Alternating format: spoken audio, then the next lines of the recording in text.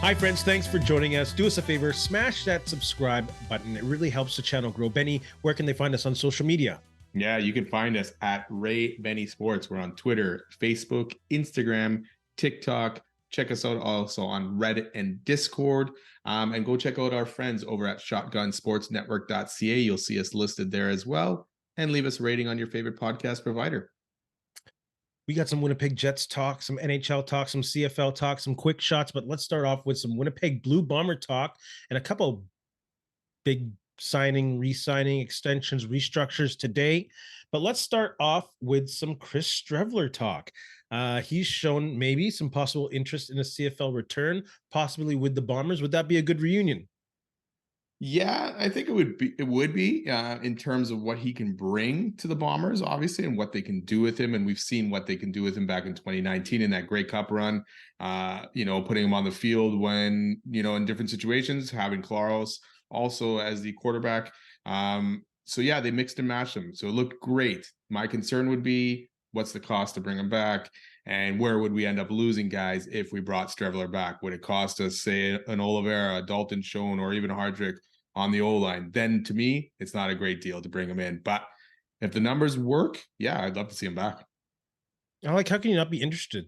The offensive weapon that this guy is, and the packages that you can bring with him, especially if you lose Drew Brown, you do have a capable backup, and who knows that he can be a much better passer, and he can be improved at reading defenses and coverages after his time in the NFL and getting some time to sit back and learn. So I definitely like to see him in camp. Yeah, it'd be interesting. From his job, no, but camp, yes. Yeah, he ended the season just nowhere, right? No practice squad on the NFL or anything like that. So obviously you could probably make a lot more money if he gets onto a practice squad in the NFL. And I don't know if he just wasn't on it this year because of injury, or if kind of the NFL's kind of moved on and said, okay, there's other things out there. We're going to draft this guy and rather develop him than keep you on our practice squad, right? But he's got his NFL pension, so that's good for him. Yeah. But yeah, I'd love to see him back in the CFL. With the Bombers, but even if it's not with the Bombers, somewhere else. That'd be interesting for sure. Yeah. Hamilton or Ottawa, maybe. Kenny Lawler restructured his deal. Thoughts on that? Just another example of Kyle Walters and his cap wizardry. Like, Lawler isn't giving any money back. Apparently, he's probably making more money because of the taxation rate on the signing bonus. So good for him. And yes, there's some loyalty there that he's willing to restructure, but it's not like they're taking money away, but it's just Walters doing his job and finding room in the cap to sign some more guys, which they did today. So shout out to Kyle Walters. Yeah, he had a roster bonus, Lawler did, coming up or yesterday or somewhere in there. So yeah, restructuring it made sense, right? And it is good for Lawler because he gets taxed less as an American player on his bonus. So yeah, he'll get more that way. So he's not losing out, and he has the opportunity to make more money off of it. So yeah, good move by Walters. And again, they're going to need as much cap space as they can get, right? We still haven't even found out from last year if they even went over that cap a little bit. They'll get fined for that if they did. So they'll need a lot of room. And like you said, they've signed other guys, another one today, another big one. I wonder if there's more of those to come. Yeah. Well, they did sign Stanley Bryant on a 1 year. So he's coming back. Who knows on what kind of salary, but he's not going to be cheap. He's still one of the best linemen in the league, but it's a good signing on my end for sure to have that bookend there. Yeah, you got 2 of 5 guys signed so far, so you're just chipping away at that. I think Kolinkowski will probably be the toughest one because he may be looking to get paid as well, and it might be tough to get him paid along with paying Bryant and Hardrick. Hardrick to me is also another interesting one because is where I feel like they're going to be a spot that they might have to kind of move on from a guy on this whole line and not pay, and it'll be interesting to see if that's the spot or if they're going to go a little younger and cheaper at center. But great to have Stanley Bryant back. And again, it's a 1-year deal. Really, that's all this guy's going to sign probably at this point. He's going to see how his body feels after every season and see if he can go again next year. Yeah. Like, him coming back must mean that he's good to go. Oh, yeah. And he's ready to go, especially signing at this point. It's not like they're trying to convince him to come out of a possible retirement. He's on board. And that's huge for the dressing room. And that's huge for the culture of the team because he's not like that huge vocal leader, but he's a stalwart on the offensive line. He's that He's the rock that the offensive line is built on. He's that silent leader. So that says so much about the loyalty and, again, the culture that Mike O'Shea has built. Yeah, watching those two guys like Stanley Bryant and Jamarcus Hardrick on the field, it's different, right? Bryant's getting his job done, making moves, and Hardrick's, smacking everybody in the head, the helmets, and going crazy after every, good play. So it's funny. They're almost different in that way. So hopefully we can bring Hardrick back as well. But yeah, good moves so far for Walters, and hopefully it continues on here. I mean, yeah, we're less than a month to free agency. So I found it kind of weird that on the announcement or article that Ted Wyman had, I think it was, in the Sun, that they had all the details about like his housing allowance and all that. They usually don't release all those numbers. So I was like, okay, what's up with that? There's for Bryant, are you talking about, for Lawler? Huh? For Bryant or for Lawler? For Lawler. And his restructure, how they move some money over, and what his housing allowance is now. I'm like, oh, that's a lot of information that you usually don't see. No, yeah, I've seen that a few times, or a couple times lately. Someone else just restructured too in the CFL. Can't remember off the top of my head, but the same thing, housing allowance and all this other stuff. CFL needs is kind of like in the NHL, they got that cap friendly, right? CFL kind of needs something like that, so you can kind of see where teams are at and everything. But again, I don't know if they want that information out, because they probably want people to know how little some of these guys end up getting paid. So hey, it is what it is. You can only pay people the money that you have. You can't print money. Well, you could, but that's it. Let's move on to some Winnipeg Jets talk. Have I missed anything? We haven't done this in a week. I get rusty now. I think that's it for Bomber Talk for this Winnipeg week. Jets Talk, brought to you by Fahrenheit Airbrushing. Stand out on the ice, pavement, or on the field with a custom airbrushed helmet or goalie mask, or anything. A local Manitoba business with affordable solutions for any project. Check out Fahrenheit Airbrushing on Facebook, or call them at 204-891-7431. Tell them Ray and Benny sent you. I shouldn't say anything, because then you're going to have some creep calling for some weird ass thing that he wants painted. Yeah. So be kind of funny, anything. Though. Wow. Yeah. Oh, funny for us. Not funny for Fahrenheit. No. Dude. Recap of the last week. Hawks, Flyers, Islanders, they just finished tonight with a victory. Opposite at the beginning of this, where they just got by the Hawks. Sometimes it seems like a pattern with them. The Hawks were just tight on them in the neutral zone. Jets had trouble all night getting the puck cleanly into the Hawks zone. And unfortunately, Mark Scheifele got injured that game. Yeah, and Peter Mrazek for Chicago was standing on his head a little bit, playing a very solid game until the last 3.5 minutes. I mean, you can't blame him for the loss. He made some great saves, but the Jets just kept coming. They're a team that just wouldn't quit. And you're playing a team like Chicago, where it's like you just lost to them last time you played them in a shootout. Now you're losing 1-0 to them in this game. But Velarde tied it up with 3.5 left, and then Ehlers got the late one with just over a minute left. And Adam Lowry, 2 assists, primary assists on both these goals, playing on that top line, double duty basically, because he was playing top line minutes for Scheifele and his own role. So good to see him step up as a captain and set both these goals up. Yeah, and we'll see this again in this game, the past against the Islanders, that the Jets have that ability to score quickly, like within 2 to 3 minutes of each other. And with the Flyers, unfortunately, they couldn't get one at all. Like you said, Lowry played great doing double duty in that game, but the following game, the whole team just couldn't find its footing. They had some great chances and they couldn't bank some in. Ersson stopped all 35 shots, and the Flyers beat them 2-0. Like, they look good that night. Yeah, the Flyers, it was funny because the Flyers played the night before against Mini, but it looked like the Jets were kind of more of the tired team in that game. They had some chances. Gabe Velarde had at least 2 to 3 glorious opportunities in front of Harrison, and he just shot that glove out and made some wicked saves. Again, in both these games, Chicago and Philly, the power play stunk. 0 for 4 against Chicago and only 2 shots. And then 0 for 3 against the Flyers. The Flyers looked like they played, they just got a lot of shots, and at times they did look like the better team. But it was just tough for the Jets to get going through that neutral zone. Flyers bogged that thing down. And the Jets were kind of sloppy in their own end, especially the first goal on Helly, not the greatest. He probably would like that one back. But there was times where the Flyers were dominating the Jets in their own end. So uncharacteristic a bit for the Jets to see them get dominated that way and give up the scoring chances that they did. And like Bowness said, the Jets just couldn't score. Like there were opportunities there. So shout out again to their goalie who played very well. Adam Lowry is going to that game on a 3-game point streak with a goal and 4 assists. Or goal and 3 assists, 4 points in 3 games. He was feeling good. And Philadelphia does play a physical style. We were mentioning that with the Tortorella team. They're going to be on you, especially with the forecheck. And also they're an issue in the neutral zone. The Jets just couldn't get anything going, couldn't get the puck out of their own zone cleanly. And the Flyers were causing some turnovers, especially when we were sitting in the zone that the Jets were defending. Yeah. Like I found that we were sitting there and watching a lot of action, unfortunately, and a lot of turnovers and a lot of them in the middle of the ice. Yeah. Yeah, big time. And it is, you were out Scheifele. Scheifele was out for that game.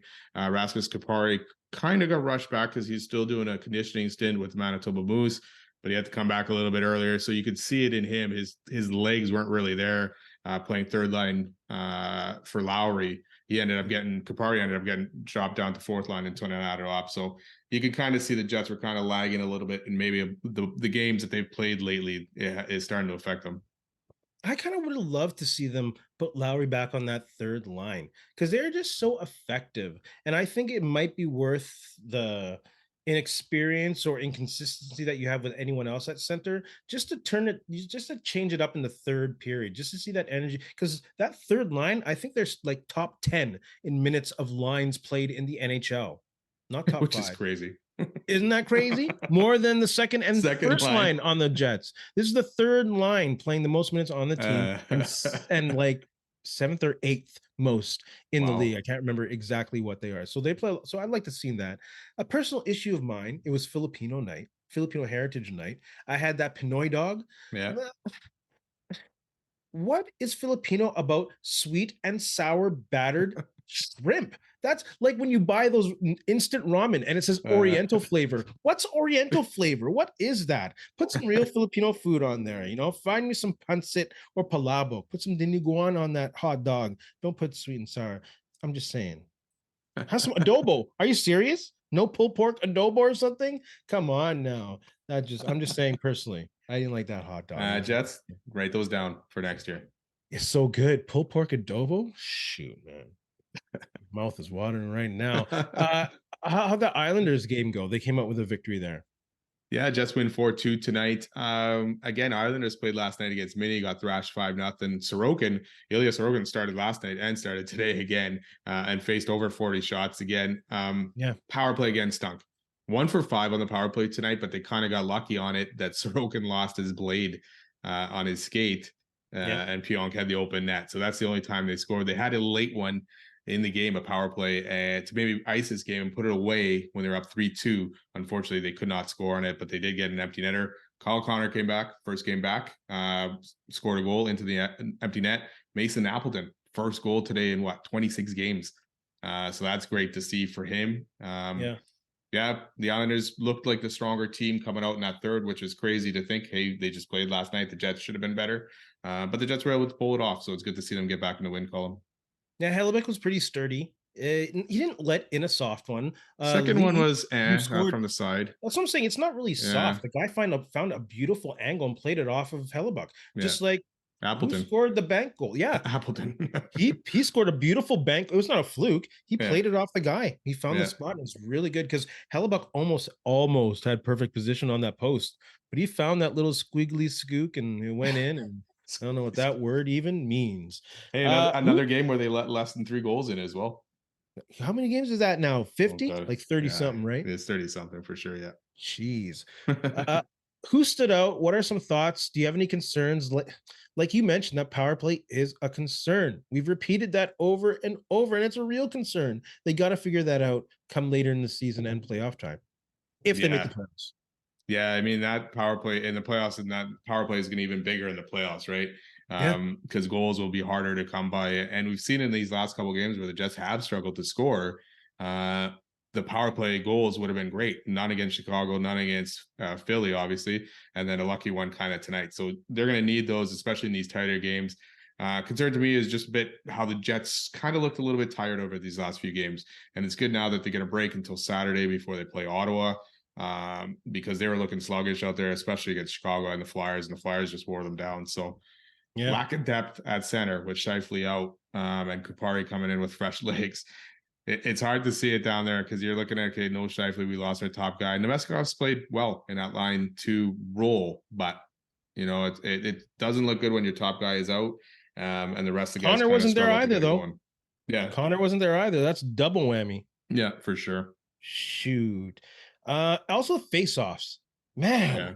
Watching face-offs in that Flyer game, it's like, we were watching like face-offs 1%. We saw it slowly creep up in the third to about 45%, but at the beginning of the game, they couldn't get any offensive momentum going, and they couldn't sometimes get it out of their own zone because they couldn't win face-offs. Like, there was one when Messikos was in the face-off circle. We're like, what happened? Did he try? I'm not saying he didn't try, but it was just over so fast that we're like, oh, of course. So face-offs are still a concern. Not to me, to the team, I'd hope. Yeah, for sure. And again, that's, you lose your best guy, Scheifele, at it. Now Lowry's going up against tougher competition in that center face-off dot, and he's usually pretty good. And he was probably the only guy that was actually good that night as well. So yeah. Prime performer of the week for you? I gotta give it to Josh Morrissey. Continues to be solid out there, playing great defensively, playing great offensively as well. He's up to 26 assists, got another one at least tonight, a couple of assists against the Blackhawks as well.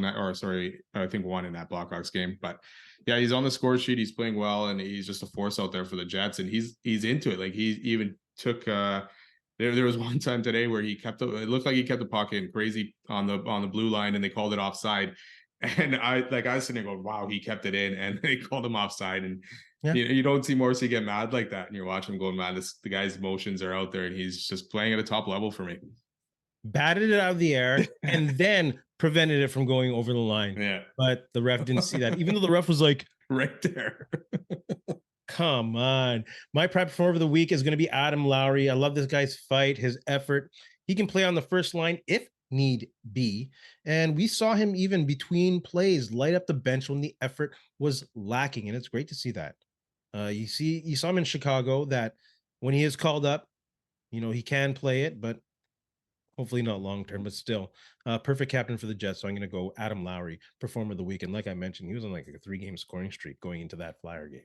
Yeah. And he got another assist tonight on the Velarde goal.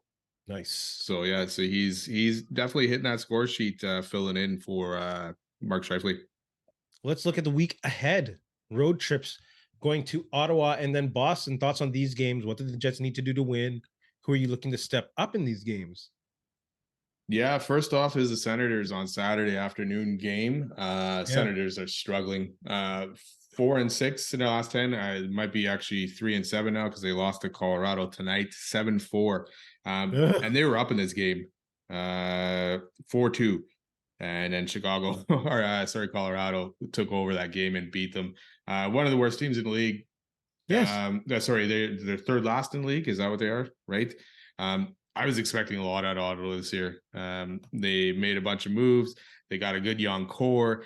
And then even after firing their coach and bringing back Fossil, Jacques Martin, hasn't changed their fortune. And the only thing that scares me in this game is if Korpisalo plays, because he has played very well against the Jets in his career, and especially last year with Columbus.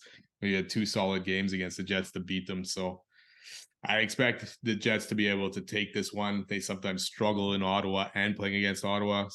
But I expect the Jets, the way they've been playing and having 4 days rest, to come out strong in this one. Oh, I think, yes, I agree. Yeah, they are a really bad team. Remember when folks were raving when they picked up DeBrincat? Where is that dude? Like, DeBrincat's gone, man. Who am I talking about? Chikrin, Tarasenko, Giroux. No, I'm talking about no. Who they pick up that was going nuts last year? Shoot, I can't remember. And they're thin on prospects. They let go of their first rounders, and now they're going to be bad for a while. And now with Connor and Scheifele in the lineup, the Jets, they're going to take this one. You know, they're coming off a win they're coming off a win because they lost tonight. Yeah. They do play again before they play the Jets. And they had like a 5-game losing streak before that. And they ended it with San Jose that the Jets could never beat. So I think they're ripe for the picking for the Jets in this one. The game after that, though, with Boston, I don't think so, man. Boston is rolling. They're the best team in the East. The Jets will have to beat them in every facet of the game like they did last time when they beat them 5-1. They outshot them. They outhit them. They actually beat them in face-off percentage. They scored twice on the power play with Niederreiter. That pretty much the same thing has to happen, except they'll probably get by with a win of 2 or 1 goals because Boston's looking good right now. Yeah, Boston has been looking good. 6-1-3 the last 10. And they're tough. You know, they can score. They're 9th in the league.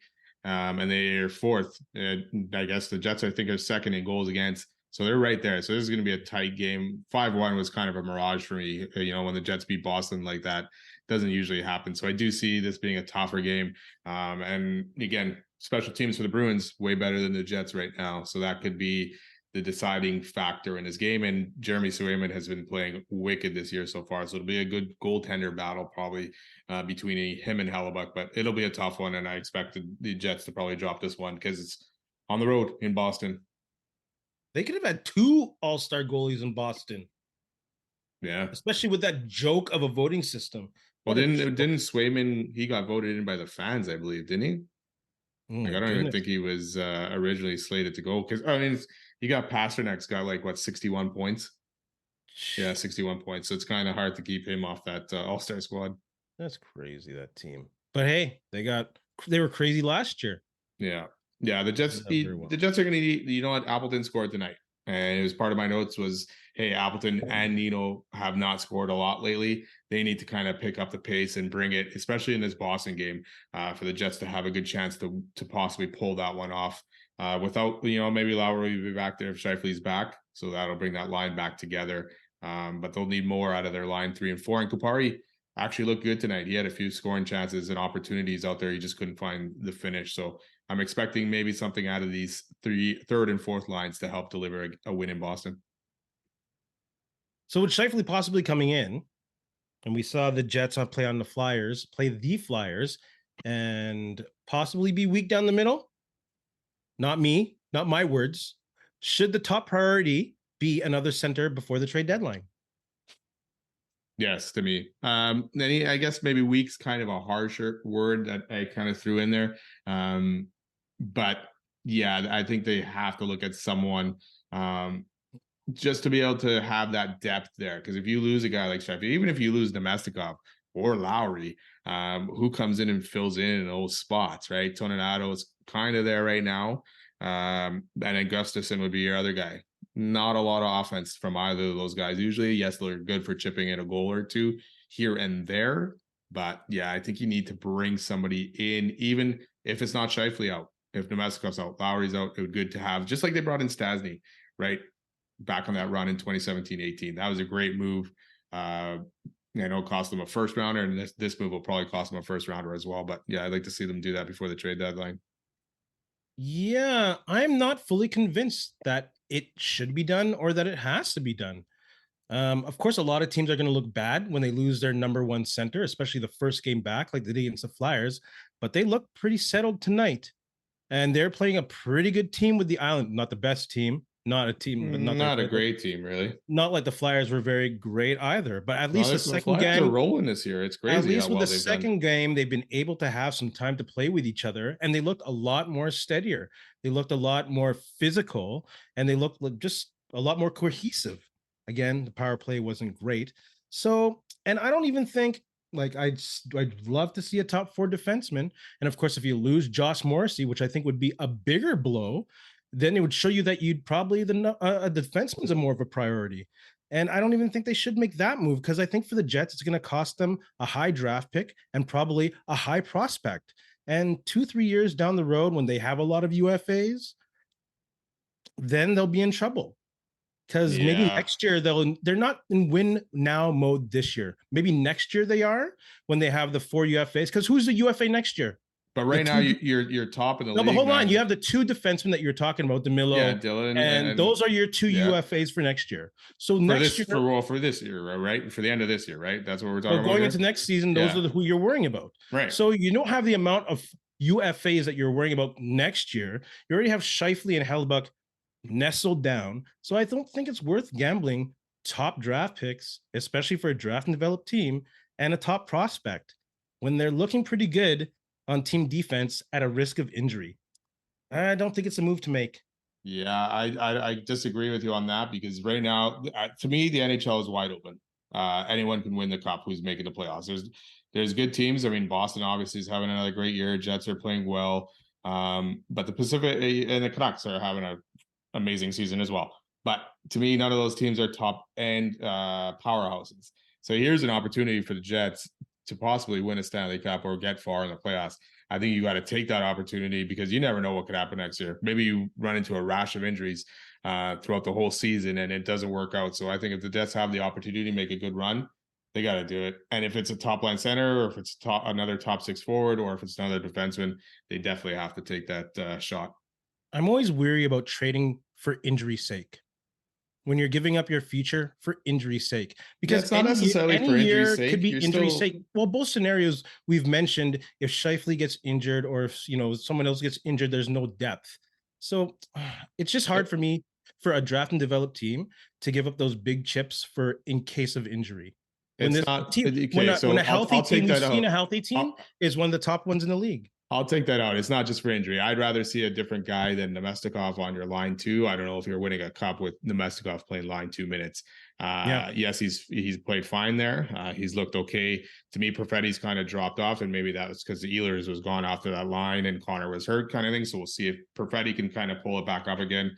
But I think even in that top six, you can use another guy that can fill in and help with the scoring on the Jets. As we've seen, Appleton hadn't scored in 26 games. So that third line hasn't really been chipping in their share here and there. So yeah, I minus injury, no injury, I'd still like to see them bring somebody in.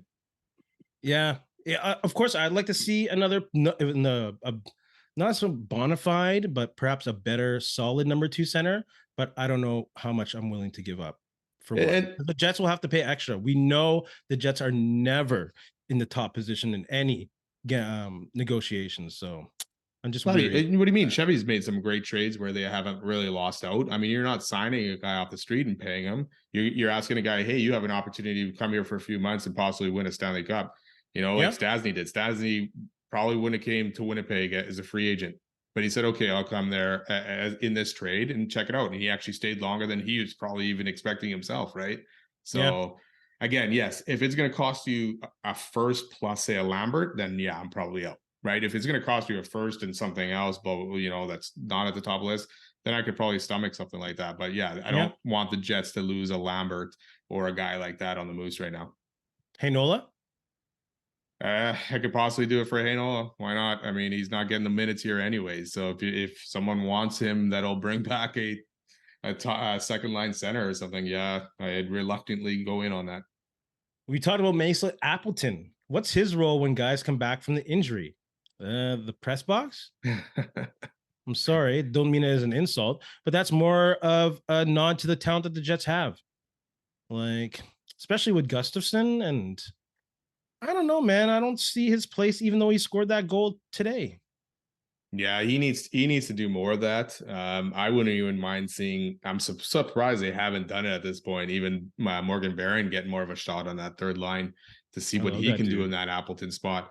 I still see Appleton over Fialbi, but again, if Appleton's struggling, I'm all for throwing Fialbi in here and there in a game. I'd like to see Gustafsson back at that fourth line center when he's back for Tornado, because he just needs to develop more and more there too. But Appleton needs to step up. Hopefully this will kind of open the gates for him a little bit and you'll get that confidence back and chip in some more goals here and there. Definitely like Fialbi with the puck better than Appleton.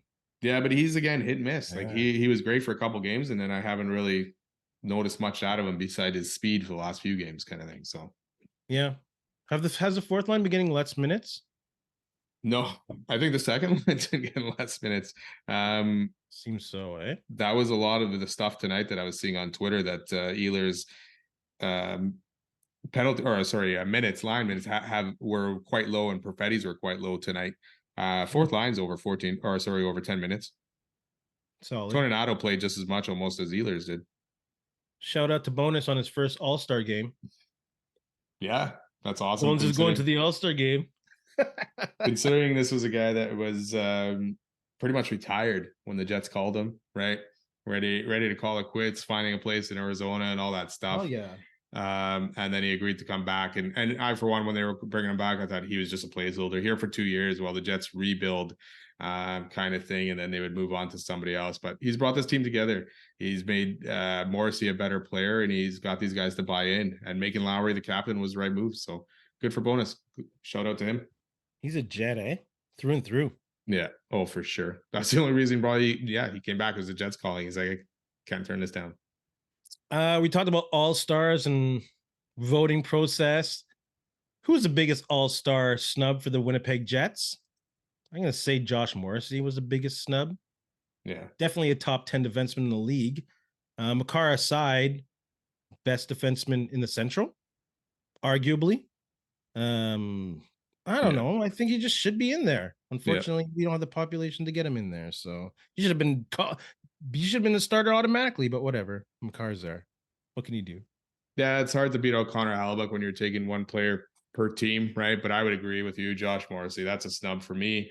And in the end, good that he gets to take a break and get some rest, because Bowness has been relying on him a lot so far this season. So, but yeah, I would have liked to have seen him there, but it'll probably help and add more fuel to his fire that he's not.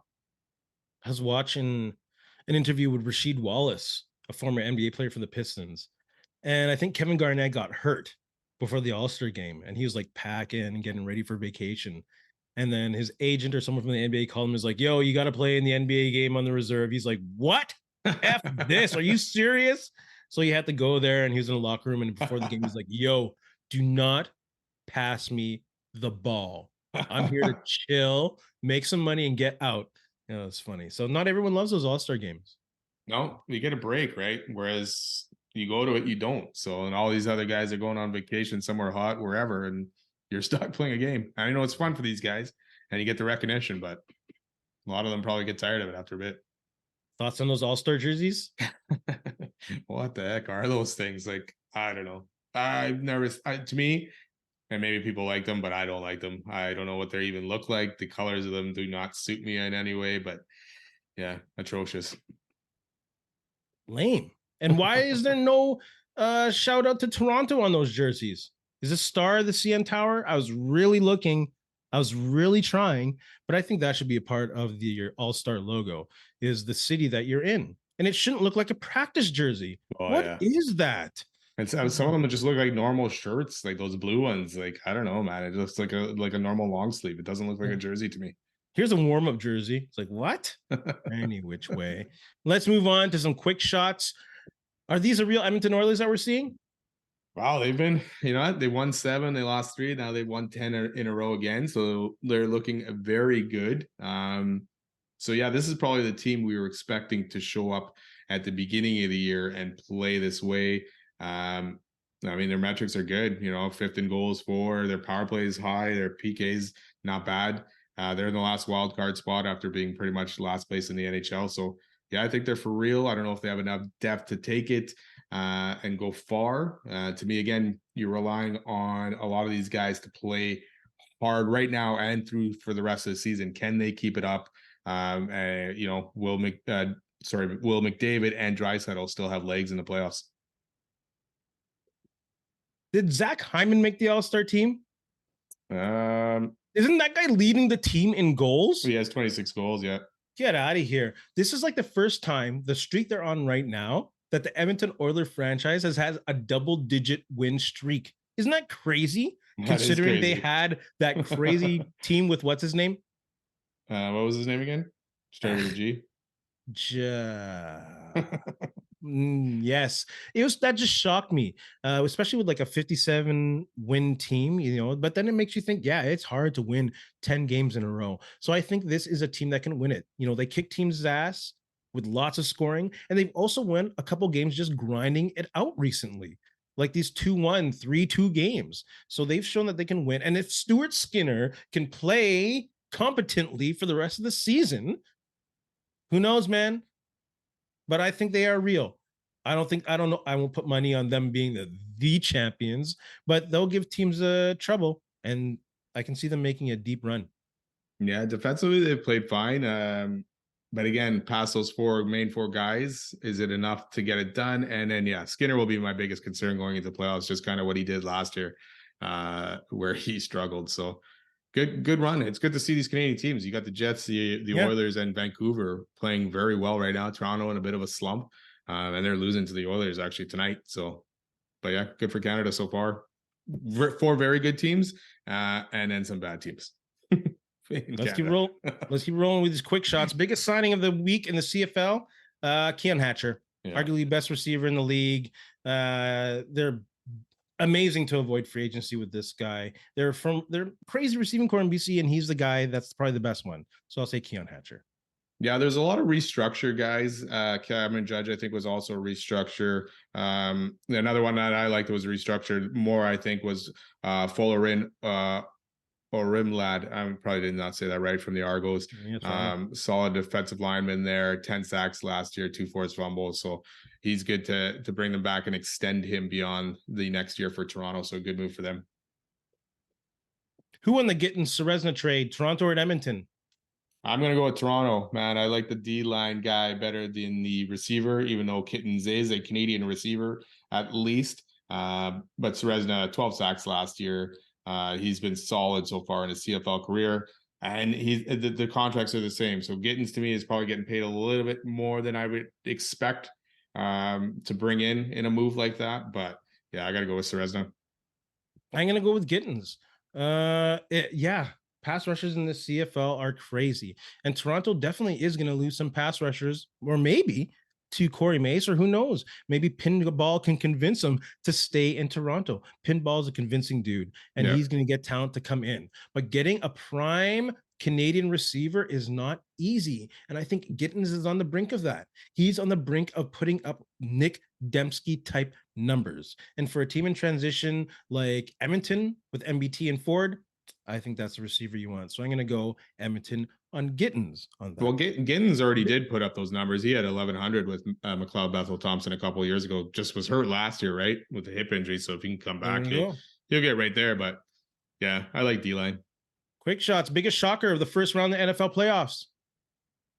And I got 2 of them, and I don't know which one to go with. But I'm gonna pick biggest Green shocker. Bay. I'm gonna pick Green Bay over Dallas, even though I could expect Dallas to lose because they always choke at some point. But 2nd seed versus the 7th seed, and Green Bay went into Dallas, who were undefeated at home, and thrashed them 48-32. Talking about Dak being MVP, that's crazy that the Packers won in that one. Good job with Jordan Love. Should Mike McCarthy take the shoulder of the brunt of the blame on this one? No, for sure. To me, he's always been kind of overrated to me.